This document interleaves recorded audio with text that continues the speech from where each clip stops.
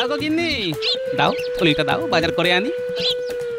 গোপাল দাদু, গোপাল দাদু, শিগগিরই চলো। কোথায় যাবো? আরে সকালবেলা তুই এমন হাঁপাতে হাঁপাতে এলি কেন? হ্যাঁ, খুব বিপদ গোপাল দাদু। কাল দুপুর থেকে পুচকের খুব জ্বর, শেষ রাত থেকে ওর ঘাড়টা কেমন শক্ত হয়ে গেছে।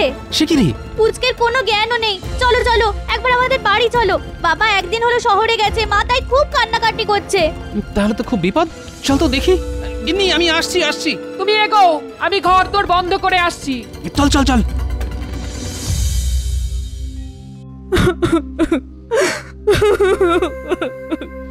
ও পুচকে, চোখ খোল, চোখ খোল বাবা, একবার চোখ খোল।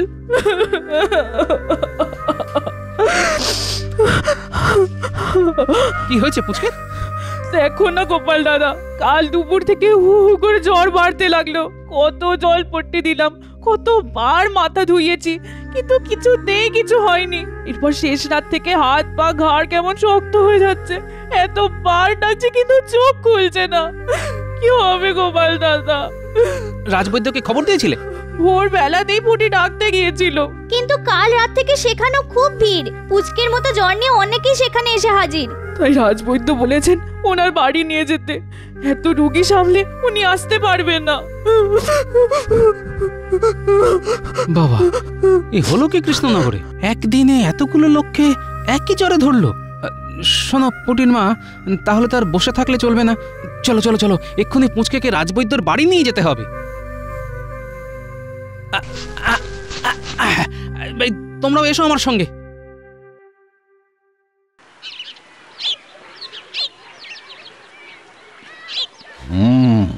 বাড়ির লোক কে আছো? শোনো, এই বটিকাটা দিয়ে দিলাম, কেমন? 1 ঘন্টা অন্তর অন্তর এই একটা করে খাওয়াবে, আর কেমন থাকে সেটা কাল এসে খবর দেবে, ঠিক আছে? পরের রুগীকে নিয়ে এসো। বাবা, এত ভিড়, এতে যেন মহামারী। কি ব্যাপার গোপাল? দেখো না রাজবৈদ্য, কাল দুপুর থেকে আমাদের পুচকের ধুম জ্বর। হ্যাঁ হ্যাঁ হ্যাঁ, বুঝতে পেরেছি বুঝতে পেরেছি। ওর দিদি পুটি তো সকালবেলাতেই আমার কাছে এসেছিল, কিন্তু কি করব বলো, দেখতেই তো পাচ্ছ আমার এখানে এত রোগীর চাপ, তাই তো আমি। হ্যাঁ হ্যাঁ, আমিও তো সেই জন্য পুচকেকে তোমার কাছে নিয়ে এলাম। দাও দাও, এই সামনের এই মাদুরটাতে ওকে শুইয়ে দাও। হ্যাঁ, শুইয়ে দাও।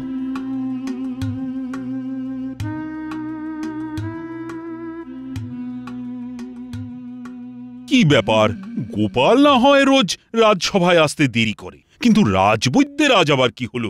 এদিকে রাজসভা তো শেষ হতে চললো। কি আবার হবে মহারাজ, আসলে আমার মনে হয় গোপালের হাওয়া রাজবৈদ্যের গায়েতেও লেগেছে, তাই কাজে ফাঁকি দিতে শুরু করেছে। তাই নাকি মন্ত্রী মশাই? আপনি কি জানেন কাল থেকে অনেক লোক অজানা এক জ্বরে কাহিল হয়ে পড়েছে? দলে দলে লোক এসে রাজবৈদ্যর বাড়িতে হত্যে দিয়ে পড়ে আছে। কি বলছো কি গোপাল? হ্যাঁ মহারাজ, খাওয়া নাওয়া সব ছেড়ে রাজবৈদ্য একলা হাতে সবকিছু সামাল দিয়ে যাচ্ছে। মন্ত্রী, তুমি এসবের কিছুই জানতে না? না, মানে। তা গোপাল, এখন পরিস্থিতি কেমন? মহারাজ, অক্লান্ত পরিশ্রম করে রাজবৈদ্য অনেকটা সামাল দিয়ে এনেছে। তবে মহারাজ, নতুন করে লোকজনেরা আবার ওই অজানা জ্বরে আক্রান্ত হয়ে পড়লে কি হবে কিচ্ছু বলা যাচ্ছে না। গোপালের সব কিছুতেই বাড়াবাড়ি। চলো গোপাল চলো, আমি নিজে তোমার সঙ্গে গিয়ে সব কিছু দেখে আসবো। তাহলে তো খুবই ভালো হয় মহারাজ। আপনি গিয়ে দাঁড়ালে রোগীদের পরিবার আর রাজবৈদ্য সকলেই মনের মধ্যে বেশ একটা বল পাবে। চলুন মহারাজ, আমিও আপনার সঙ্গে যাব। থাক, তোমাকে আর বোঝার ওপর শাকের আঁটি হয়ে যেতে হবে না। যাও যাও, নিজের বাড়ি গিয়ে আরাম করো। অপদার্থ একটা।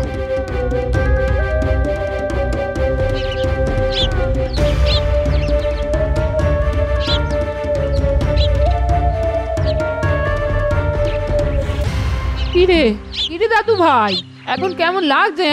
গোপাল দাদু কোথায়? এই তোর মতো অনেকেই তো জ্বর নিয়ে রাজবৈদ্যর বাড়ি গেছে। তোদের দাদু তাই সেখানেই থেকে গেছে। নে পুচকে, এই ওষুধটা খেয়ে নে। আমার খুব খিদে পাচ্ছে, আমি মাছের ঝোল দিয়ে একটু ভাত খাবো। খাবি দাদা খাবি, সোনা মুখ করে আজকের দিনটা দুধ সাবু আর ওষুধ খেয়ে নে।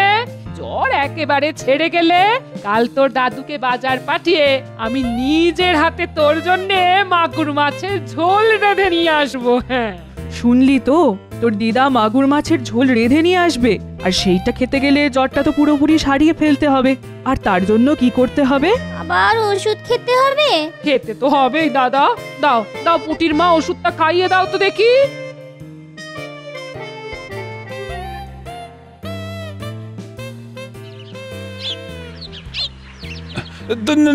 তোমাকে আর উঠে দাঁড়াতে হবে না রাজবৈদ্য, যেমন সেবা করছো করে যাও, করে যাও। দেখছেন তো মহারাজ মানুষগুলোর অবস্থা। হ্যাঁ, আরে গোপাল আমাকে সব বললো বলেই তো ছুটে এসেছি।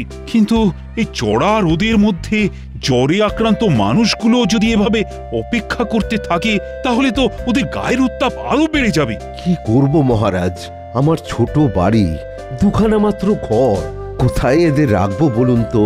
তাই এই খোলা উঠোনই একমাত্র ভরসা। আসলে আসলে সত্যি কথা বলতে কি, এদের এভাবে এই চড়া রোদের মধ্যে বসিয়ে রাখতে আমিও চাইনি মহারাজ, কিন্তু কিন্তু আমি নিরুপায়। বুঝতে পেরেছি, বুঝতে পেরেছি। ঠিক আছে, তুমি নিজের কাজ করো।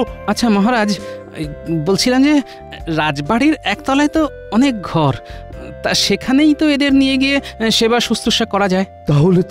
তাহলে তো খুব ভালো হয় মহারাজ। সেটাই করো তাহলে। রাজবাড়ি থেকে গাড়ি এনে এদের সকলকে আপাতত রাজবাড়িতে নিয়ে তোলো। আমি এক্ষুনি সব বন্দোবস্ত করে ফেলছি মহারাজ।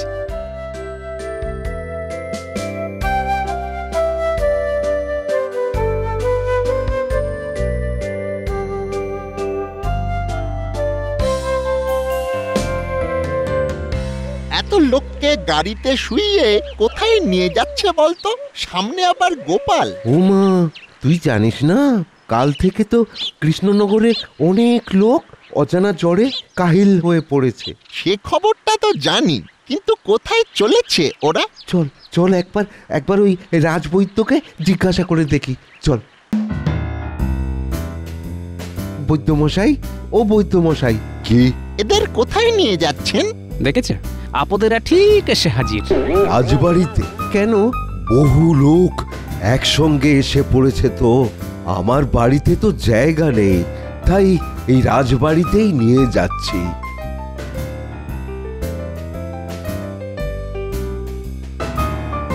মন্ত্রীমশাই, আপনি এদিকে পায়ের উপর পা তুলে নাচাচ্ছেন, ওদিকে তো অজানা জ্বরে অনেকেই নাচতে শুরু করে দিয়েছে। হ্যাঁ, টেকো গোপাল রাজসভায় এসে বলছিল বটে, কিন্তু আমিও অতটা পাত্তা দিইনি। আজ জ্বর হয়েছে, কাল ছেড়ে যাবে। না না না না না, ব্যাপারটা অত সোজা নয়। দেখলাম পর পর গরুর গাড়িতে চাপিয়ে রোগীদের রাজবাড়িতে নিয়ে যাওয়া হচ্ছে। সে কি রে? না না, তাহলে তো একবার গিয়ে দেখতে হচ্ছে। হ্যাঁ, তাই যান, না হলে তো আপনাকে পিছনে ফেলে সব বাহুবা ওই টেকো গোপাল নিয়ে নেবে।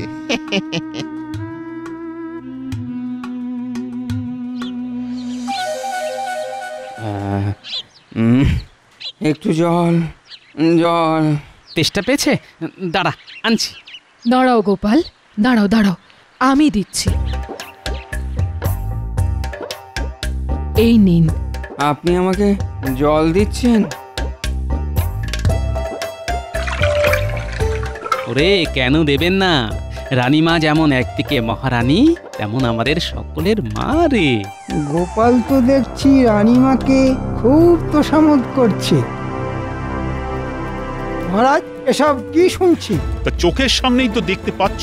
হ্যাঁ, সে তো দেখতেই পাচ্ছি, কিন্তু এদের রাজবাড়িতে এনে তোলা হলো কেন? তাহলে কোথায় তোলা হবে? আসলে ঠাঠা রোদের মধ্যে থাকতে থাকতে এরা আরো বেশি করে অসুস্থ হয়ে পড়তে পারত, তাই এই গোপালের কথা মতো এদের রাজবাড়িতে এনে তোলা হলো। এটা কিন্তু খুব খারাপ হলো। ঘুম করে সাধারণ প্রজাদের রাজবাড়িতে আনা কিন্তু খুব অন্যায় হলো। আরে বাবা, রাজবাড়ি তো আর ধর্মশালা নয় যে যাকে তাকে আশ্রয় দিতে হবে। কি রাজবাড়ি করছো বলো তো? মনে রাখবে, সাধারণ প্রজারা আছে বলেই রাজা আছে, আর রাজা আছে বলেই তো রাজবাড়ি। তা বিপদে আপদে এরা রাজবাড়িতে আশ্রয় পাবে না তো কোথায় পাবে? তোমার বাড়ি? না, মানে তাই কাজের সময় অযথা ফুট না কেটে নিজের কাজে যাও।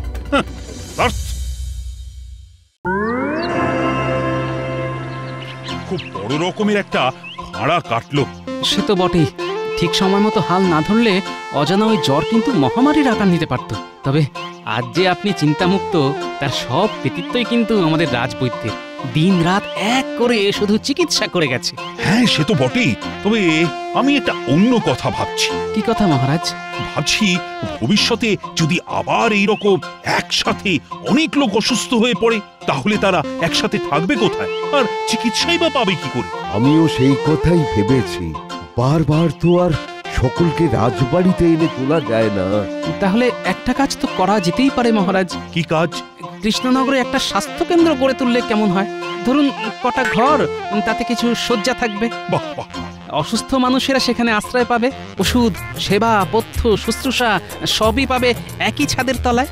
হ্যাঁ, এর থেকে ভালো আর কিছু হতেই পারে না গোপাল। আর আমার বাবার নামে এই স্বাস্থ্য কেন্দ্রের নাম দেব রঘুরাম রায় স্বাস্থ্য কেন্দ্র। নাও গোপাল, নাও, কাল থেকেই একটা ভালো জমি দেখে এই স্বাস্থ্য কেন্দ্রের কাজ শুরু করে দাও। কিন্তু স্বাস্থ্য কেন্দ্র তৈরি করতে তো বিস্তর খরচ লাগবে। যা লাগবে রাজকোষ থেকে দেওয়া হবে। কিন্তু পরের মাসেই যে নবাবকে খাজনা দিতে হবে, তাই এখনই রাজকোষ থেকে অনেক টাকা খরচ করে দিলে খাজনা দেবেন কি করে? সেটাও একটা সমস্যা বটে। আমার মাথায় একটা বুদ্ধি এসেছে, তাহলে বলে ফেলো। আমি বলি কি, কৃষ্ণনগরে মহারাজের আম বাগানে তো অজস্র আম ফলে। হ্যাঁ, ফলে। আর মহারাজের আদেশ মতো প্রজারা সেই আম খায়। এবার আর খাবে না। পরিবর্তে ওই আম ফল ব্যবসায়ীদের কাছে বিক্রি করে দেওয়া হবে। আমার মনে হয় আম বিক্রি করে যে অর্থ রোজগার হবে, তাই দিয়ে অনায়াসে স্বাস্থ্য কেন্দ্র তৈরি করার কাজ হয়ে যাবে। বাহ বাহ বাহ, খুব ভালো প্রস্তাব। এখন তাহলে রাজকোষ থেকে অর্থ নিয়ে কাজ শুরু করে দেওয়া যাক। পরে আম বিক্রির টাকা দিয়ে রাজকোষের ঘাটতি পূরণ করে দেওয়া যাবে। সাধু সাধু। কিন্তু মহারাজ, প্রজারা এতদিন বিনা পয়সায় ওই সব ভালো ভালো মিষ্টি আম খেয়ে এসেছে। এবার যদি খেতে না পায়, তাহলে তো বিদ্রোহ করতে পারে। ওটা চিন্তা করবে না মন্ত্রী মশাই, ওদের বোঝানোর দায়িত্বটা না হয় আমিই নিলাম। ঠিক আছে। আচ্ছা মহারাজ, আমি কি ফল বিক্রেতাদের সাথে কথা বলবো? না না না না, সেটা আমি নিজে বলবো। তাহলে তো 2 পয়সা রোজগারের পথ বন্ধ হয়ে গেল। তাহলে স্বাস্থ্য কেন্দ্র বানানোর দায়িত্বটা আমাকে দেওয়া হোক। না, ওই দায়িত্ব আমি গোপাল আর রাজবৈদ্যকেই দেব বলে ভাবছি। আমি তাহলে কি করব? এতদিন ধরে যা করে এসেছো তাই করবে, খাবে আর ঘুমোবে। অপদার্থ একটা।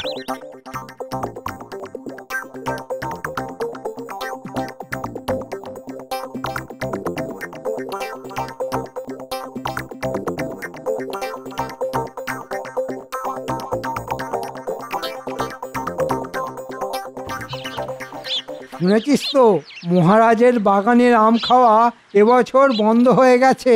শুনেছি তো, আর শোনা অবধি মনটা এত খারাপ হয়ে গেছে যে কি বলবো। কত সব ভালো ভালো মিষ্টি আম, ল্যাংড়া, ফজলি, গোলাপ ঘাস, পেয়ারা ফুলি।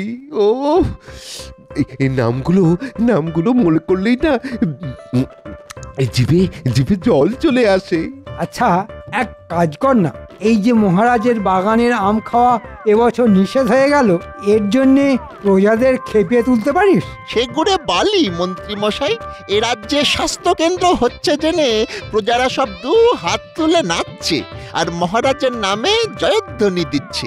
তাই এই সময় ওদের খেপাতে গেলে কি হবে সেটা বুঝতে পারছেন তো।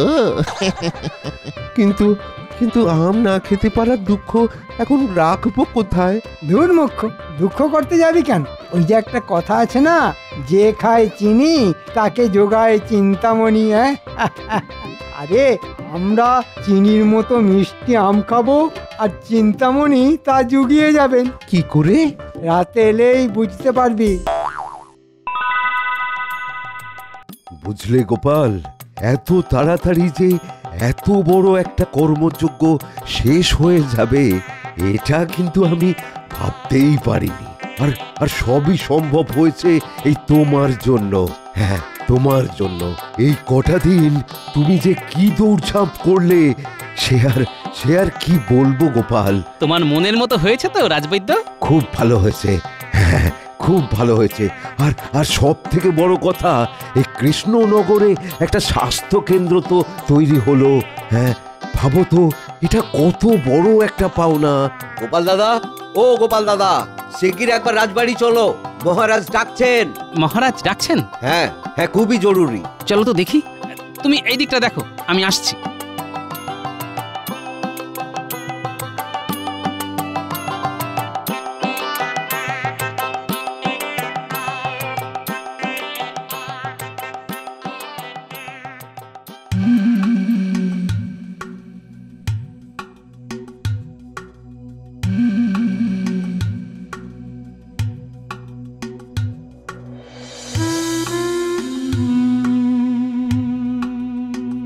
কি ব্যাপার মহারাজ, হঠাৎ জরুরি তলব কেন? দেখো না কি মুশকিলে পড়েছি। এই পাইকারি ফল বিক্রেতা এসে বলছে যে গাছের অনেক আম নাকি চুরি হয়ে যাচ্ছে। সে কি? হ্যাঁ গোপাল দাদা, বাগানের সব গাছের আম দেখে দর দিয়েছিলাম, কিন্তু এখন পাড়তে এসে দেখি অনেক গাছেই আম কম। এভাবে চলতে থাকলে চুক্তি অনুযায়ী আমি কি করে দাম দেবো বলো তো? আমার যে অনেক ক্ষতি হয়ে যাবে গোপাল দাদা। আম চুরি হয়ে যাচ্ছে? কিন্তু আমি তো এ রাজ্যের সকলকে বলে দিয়েছিলাম এবছর আম গাছ থেকে কেউ যেন আম না পারে। আমার কথায় সকলে রাজিও হয়েছিল। আর তবুও চুরি যাচ্ছে, আর গাছে উঠে কেউ বা কারা আম খেয়ে যাচ্ছে, এ ব্যাপারে আমি নিশ্চিত। কি করে বুঝলে? হ্যাঁ হ্যাঁ, আমি গাছের নিচে আমের খোসা আর আমের আঁটি পড়ে থাকতে দেখেছি। আচ্ছা, হনুমান বা বাদুড়ও তো খেয়ে যেতে পারে। না গোপাল দাদা, হনুমান বা বাদুড়ে খেলে তো এত পরিপাটি করে খেত না। আমের খোসা আর আঁটি দেখলেই বুঝতে পারবে খুব পরিপাটি করে খাওয়া, মানে যাকে বলে মানুষে খেয়ে যাচ্ছে। ঠিক আছে, চিন্তা করো না, আর যাতে আম চুরি না হয় সেটা আমি দেখছি। হ্যাঁ হ্যাঁ হ্যাঁ, তাই দেখো, না হলে পুরো টাকা দিয়ে কম আম নেওয়া আমার পক্ষে সম্ভব নয়। তাহলে আমি এখন আসি মহারাজ। হ্যাঁ হ্যাঁ, এসো এসো এসো। ও গোপাল, কিছু একটা ব্যবস্থা করে আম চুরি বন্ধ করো, না হলে আমওয়ালারা যদি বিগড়ে গিয়ে আম নিতে না চায়, তাহলে আম বিক্রি টাকা দিয়ে রাজকোষের ঘাটতি পূরণ হবে কি করে? আর ঘাটতি পূরণ না হলে নবাবের খাজনাই বা দেব কি করে? কথা দিচ্ছি মহারাজ, আজ রাতের মধ্যেই আম চোরকে ধরব। গুলটে, এই গুলটে। কি গো গোপাল দাদু, হঠাৎ ডাকছো কেন? শোন, তোর সঙ্গে আমার কিছু কথা আছে। কথা? হ্যাঁ, আমার সঙ্গে আয়, পুটিকে ওটাকে নিতে হবে।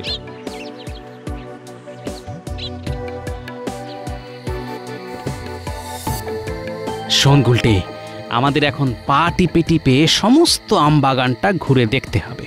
কেউ যদি গাছে উঠে আম খেতে আসে, তাহলে তোর এই গুলতি দিয়ে তার দিকে গুলি ছুঁড়ে মারবি। ঠিক আছে। আর আমি ঘনা গলায় ভয় দেখাবো, এই তো?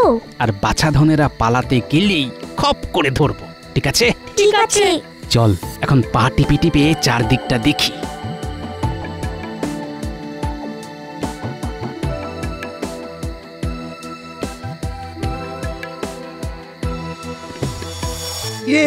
কি হলো? শুধু কি নিজেরাই খেয়ে যাবি? আরে আমার দিকে টপাটপ করে ফেল। আস্তে মন্ত্রী মশাই, আস্তে, কেউ শুনতে পাবে। এই তো এতগুলো দিলাম, এর মধ্যেই খেয়ে ফেললেন। আরে হতভাগা, আম খাবার জন্যই তো এত রাতে ভূতের মতো আম বাগানে এসেছি রে। দে দে, আরো দে। তাহলে চোর আমাদের নাগালের মধ্যে। নে গুলটে, চালা গুলতি। এই কেড়ে? আমরা আম বাগানের ভূত। হতচ্ছাড়া, রাতের বেলা চুরি করে আম খেতে এসেছিস? এমন ঘাড় মোটকে দেব না। ওরে বাবা, বাবা, রাম রাম রাম রাম রাম রাম রাম। ওরে বাবা রে। কি হলো মন্ত্রী মশাই? কি বুবু করছেন বলুন তো? ওরে হতভাগা, ভূত এসে আমায় ঘিরে ধরেছে। ওরে বাবা, ওরে বাবা। ভূত? ঘটারে, গাছের ওপর থেকে লাফ মার। ওরে হতভাগা, বেঁচে বেঁচে সেই আমার ঘাড়েই পড়লি। ওরে আমার ঘাটটা যে সাত করে মহাত হয়ে গেল রে। ওরে ওরে মারে, ওরে। দাদু, এ তো আমাদের মন্ত্রী মশাই গো। মনে হচ্ছে ঘাড়টা মোটকে গেছে। ভূতের ঘাড়ে ভূত পড়ে ভূতের ঘাড় মোটকে দিয়েছে। এসব তাহলে আমাদের মহামান্য মন্ত্রীমশাইয়ের কাজ, হ্যাঁ? যা তোরা দৌড়ে গিয়ে মহারাজকে খবর দে। ওরে বাবা ঘাড়ে কি যন্ত্রণা! আপনার ঘাড়ের যা অবস্থা, তাতে বেশ কিছুদিন এই স্বাস্থ্য কেন্দ্রের বিছানায় শুয়ে থাকতে হবে। একে বলে যেমন কর্ম তেমন ফল। ছি ছি মন্ত্রী, শেষকালে রাতের অন্ধকারে আম চুরি করে খাচ্ছিলে। ভুল হয়ে গেছে মহারাজ। ও রাজবৈদ্য, একটু তাড়াতাড়ি সারিয়ে দাও না ভাই। একেবারে না, তোমার মতো পাজি লোকের যোগ্য শাস্তি হয়েছে। এতে কিন্তু একটা লাভও হয়েছে মহারাজ। লাভ? কিসের লাভ? আগে আজকেই তো স্বাস্থ্য কেন্দ্রের উদ্বোধন হওয়ার কথা ছিল, তা একেবারে রোগী শুদ্ধ উদ্বোধন। এটা কি কম কথা মহারাজ? আমরাও স্বাস্থ্য কেন্দ্রে ভর্তি হতে চাই। গাছ থেকে পড়ে, উড়ি বাবা, গাছ থেকে পড়ে গিয়ে দুজনেরই মনে হয় গোড়ালির হাড় ভেঙে গেছে।